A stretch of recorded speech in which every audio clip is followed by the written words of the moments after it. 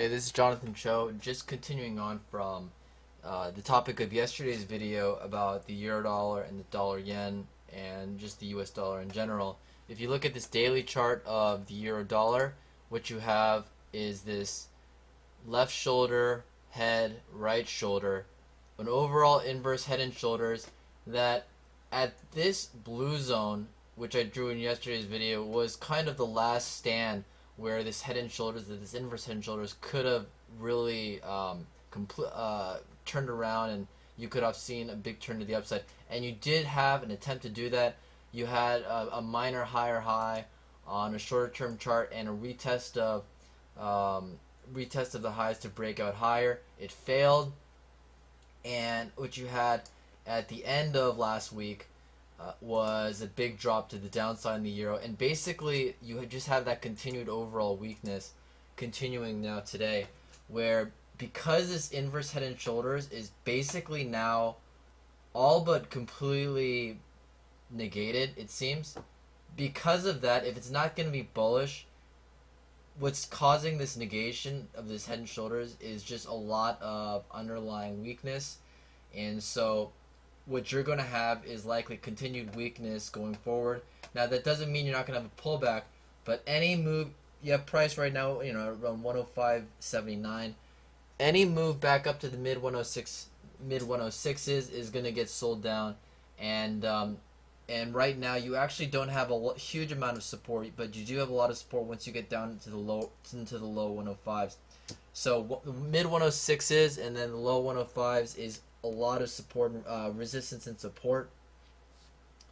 Until then, it is a bit difficult to trade euro dollar with a lot of conviction. But what you can use as a guiding force, among other factors, is dollar yen. If you look at dollar yen's been in this big correction from the 118s.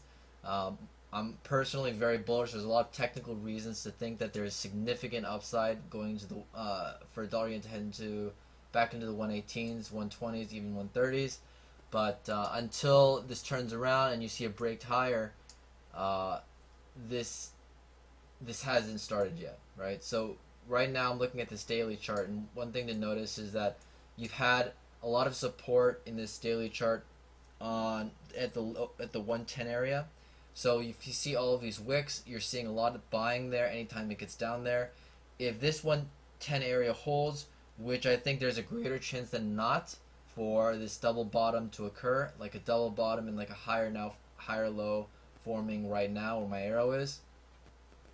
If this dollar yen turns around to the upside, there's been roughly maybe a 70% correlation where, let's say, if the euro dollar goes down, dollar yen goes up. Now, if that happens, if that continues to happen, what you're going to see is a dollar yen get bought up somewhere from like 110.50 down to 110. And as that happens, more selling in the euro dollar down to closer to the mid 105s before you get some kind of turn. I think there's a very good chance you're going to see the 105s get broken in the next few weeks, if not a couple months max. But until then, we just have to trade it day by day. So what am I looking for today? I'm looking for the opportunity to buy the dollar yen, and conversely, you could obviously sell the euro dollar, but I'm not too interested in doing that. I think I'd much rather buy dollar yen. I think there's a it just seems like a safer play because support is very well defined at 110, whereas with euro dollar, you don't have support for until price drops to either 105 or resistance in mid 106s, and the trading range for the euro dollar has just been a lot narrower, and so it gives a possibility for just a lot more movement in dollar yen itself. So that's just what I'm looking at. In tomorrow's video, I will cover a bit more on gold, because what you've also had is when dollar yen goes up, gold goes down. And so again, if I'm thinking that dollar yen is going to be bottoming out in the 110 area, that also means gold, at least temporarily, is going to be topping out at the 1260, in the 1260s range. So I'm not going to have time for that today, but I will be covering that tomorrow.